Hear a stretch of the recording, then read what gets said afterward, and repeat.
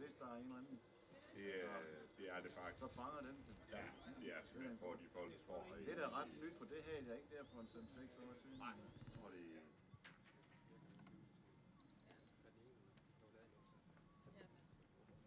De to forreste, der står her, det er med højvingede modeller, som man bruger, når man skal lære at flyve, fordi de er mere stabile, og de kan bedre håndtere vinden.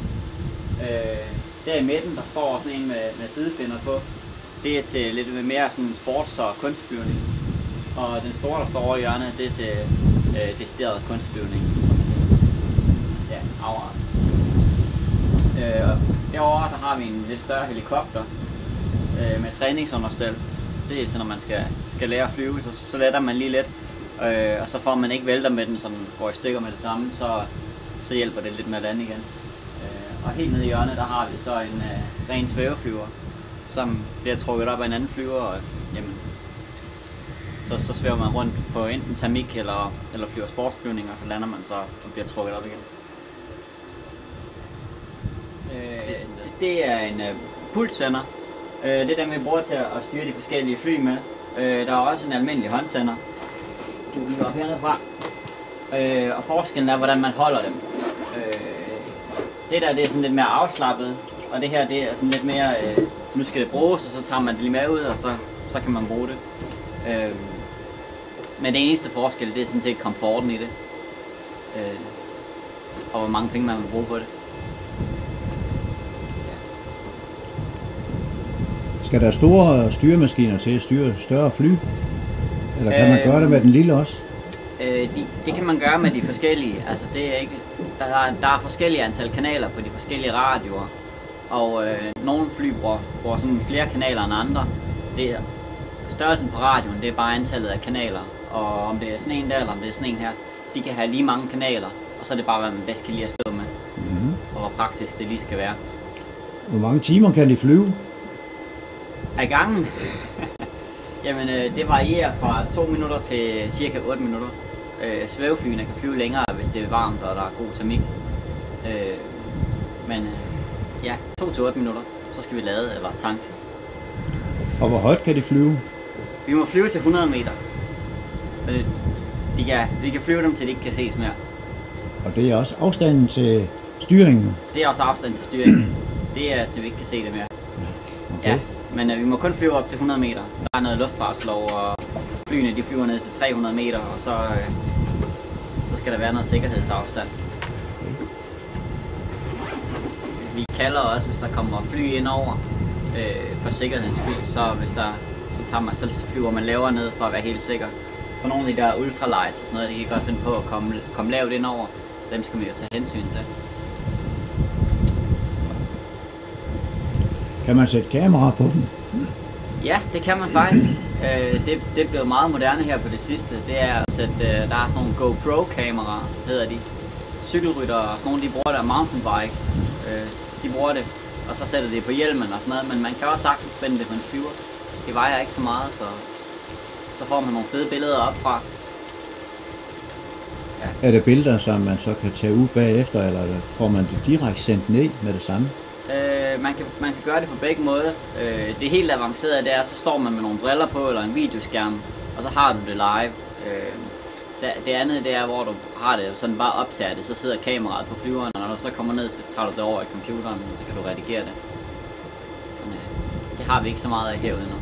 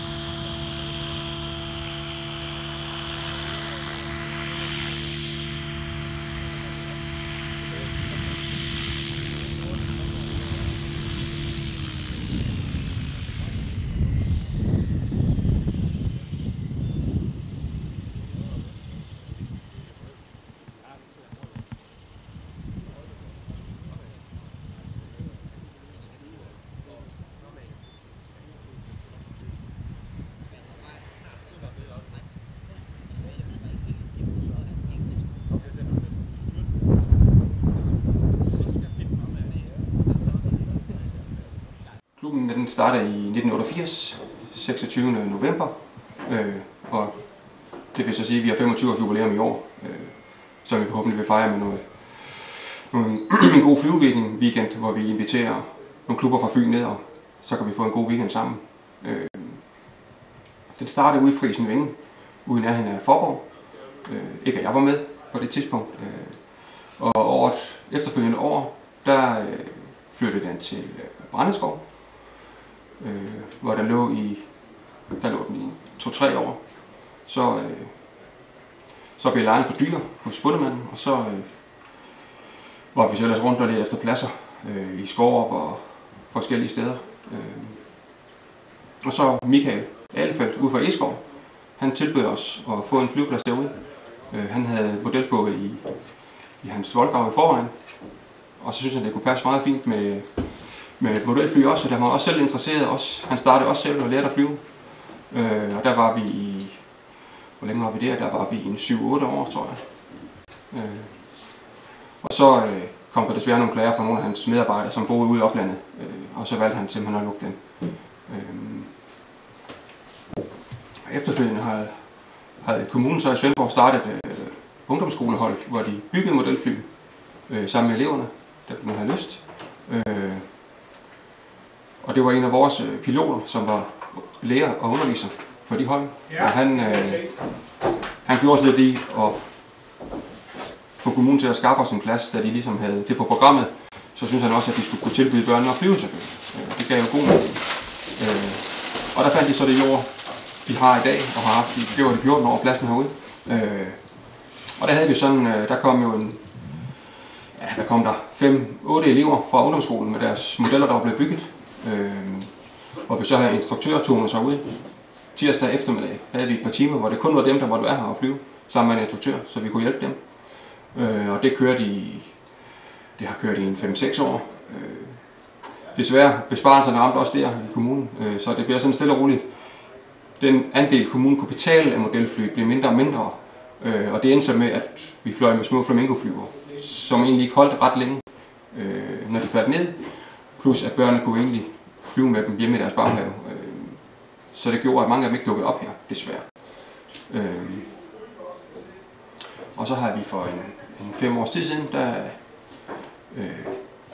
udvidede vi klubben med en fjernstyret bilbane, hvor der var en vældig aktivitet.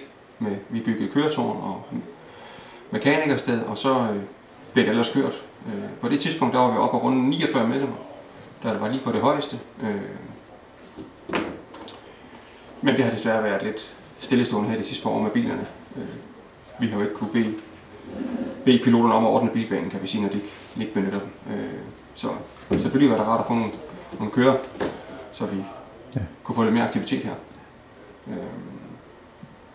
Og ellers i talende der er vi 22-23 medlemmer, og der er flere, der har haft ringet og sagt, at de gerne vil komme forbi og melde sig ind og komme til at flyve væk. Og lige i dag har vi holdt åben hus. Er det en dyr sport? Jamen, hvad koster det at komme i gang? Det ligger på omkring 2500-3000 kroner. Så har man en fin trænermodel med det til, der skal bruges. Og der snakker vi, om det er brændstof eller det er elfly. Det er nogenlunde den samme pris. Altså i dag flyves der mest med el. Da jeg startede, der var det stempelmotorer, man kørte med for 20 år siden. Og der var måske 1 eller 2 elmodeller. Hvor i dag der er der 1 eller 2 brændstofmodeller, og resten er simpelthen blevet til el. Er det mere sikkert? Det er ikke mere sikkert. Det støjer lidt mindre, kan man sige. Noget af det støjer lidt mindre, kan vi sige. Og det fedter ikke sådan, og det er nemmere. Der er ikke så meget til, tingene holder lidt længere, måske på grund af vibrationer for stempelmotorerne, som der ikke er i elmotorerne. Så i dag der er faktisk kun el tilbage, og det er faktisk på landsplan, at det flyver med primært el. Også fordi det er kommet ned i en del, prisen er kommet ned, så det kan være med brændstof, og kræfterne der er i elen kontra vægten sammen med batterier, det er nogenlunde det samme. Så flyet bliver ikke, eller helikopteren bliver ikke det tungere, fordi det skal flyve med el, som hvis det var brændstof faktisk i dag.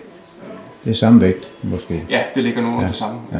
Takket være mobilteknologien, ikke, med de flade tynde batterier, LiPo-batterierne, ikke? Det er det samme, vi flyver på i dag. Både helikopterne og flyene. Og det er jo en hus, vi holder i dag, det er i forbindelse med vores forsikringsselskab Modelflyvning Danmark. De holder sådan en modelflyvningsdag, og det er det så valgt, det skulle være i dag den 1. september, hvor alle cirka 100 klubber forhåbentlig holder åben og indbyder til modelflyvning i alle aldre. Og så har de sat sådan en lille konkurrence, kan vi jo ikke kalde det, men et Danmarksrekordforsøg op i håb om, at hvis man regner lidt, 100 klubber og 50 flyvninger per klub, ikke, så vil det være 5.000 modelfly i luften på samme dag. Så det håber vi, det kan lade sig gøre. Lige nu har regnen godt nok taget lidt til, men så længe det ikke styrregner, så kan vi godt flyve, hvis det er. Ja. Det vil sige, at det ikke er det inde med forsikring, hvis der sker noget? Det er, vi har en ansvarsforsikring, som dækker, hvis vi rammer biler eller personer, tage, så er vi forsikret og dækket. Det skal man være dækket af. Hvor tit flyver I herude? Her på pladsen, der har vi klubdag tirsdag fra om eftermiddagen og til solnedgang, og lørdag fra middag af og også hen mod aftentid. Det er de faste dage, kan man sige. Men altså, vi må flyve alle ugens dage, men flyver vi på andre dage, så plejer vi lige at snakke sammen om det, sådan så vi kan mødes i hvert fald. Men klubdagen er tirsdag og lørdag. Okay.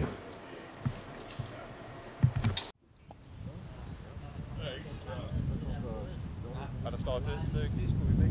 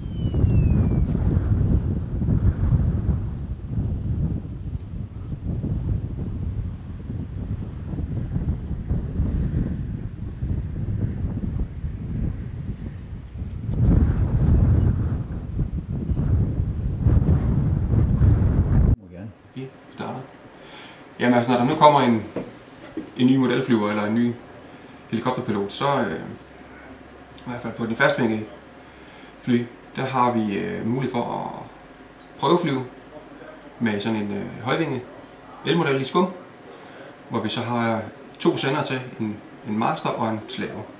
Hvor i tilfælde her, så kunne jeg så være instruktøren, der så flyver op, og så har jeg så en knap på min sender, som slutter den anden sender til. Og så har man så mulighed for at lære eleven at flyve og guide ham igennem, og skulle det gå galt, jamen, så skal jeg bare slippe knappen fra min sender, og så flyver jeg sådan set flyet igen. Og det er ret smart, der har vi sparet mange modeller. Hvor da jeg startede med at flyve, der havde vi kun én sender, og det var den der var, og den gik så på tur mellem instruktør og eleven. Men der kunne han så ikke lære eleven flyve så langt, kan man sige. Ved man flyver med lære elevsenderen, så har man også mulighed for at lære eleven at redde sig ud af nogle situationer, hvor man altså vil have taget den. Så det er ret smart. Og ligeledes har vi her i klubben simulator, at man kan komme og flyve. Nok går det i stykker, men det er bare et tryk på spacebaren, så flyver vi sådan set igen. Så det er ret smart, at vi også har fået det her med i klubben.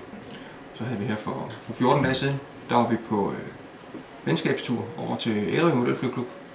Dem forsøger vi så vidt muligt at besøge en gang om året, hvor vi så tager med færgen over og pakker en stor trailer.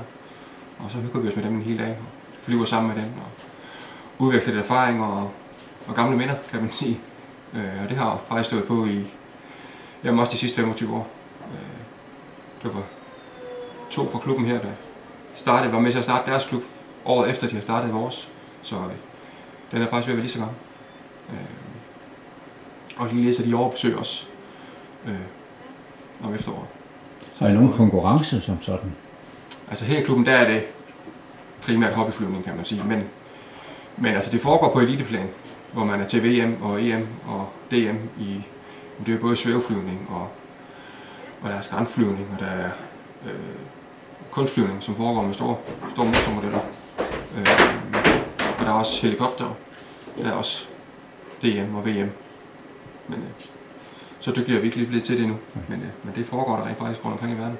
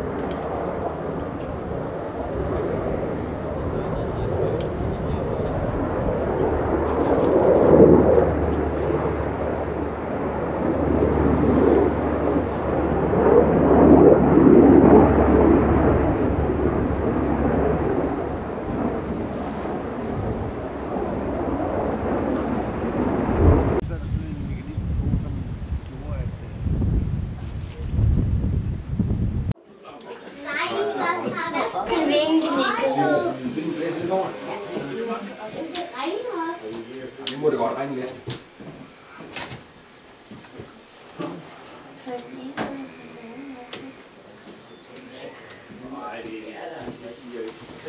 Ja, Schulden.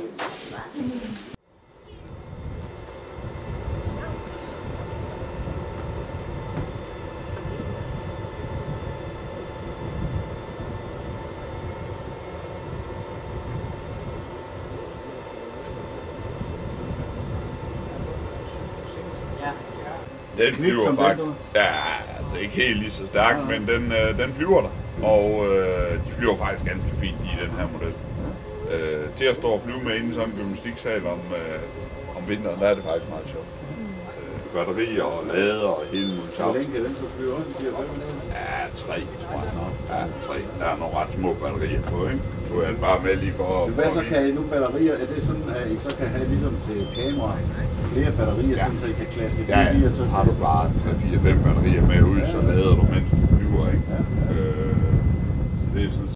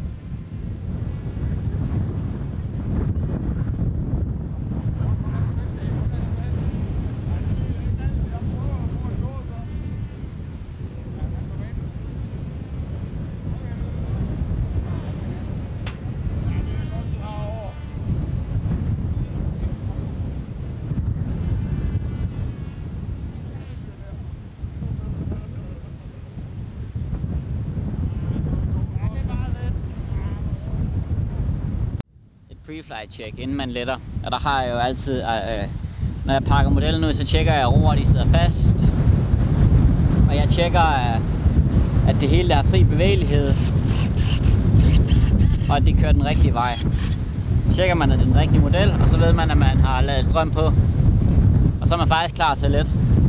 Og i den her vind her, der vil man ikke køre så langt, fordi den er meget ustabil nede ved jorden. Så det er bare lige tiden i gang. Så letter man. Jeg kommer lige rundt, og så kommer jeg langsomt lidt forbi.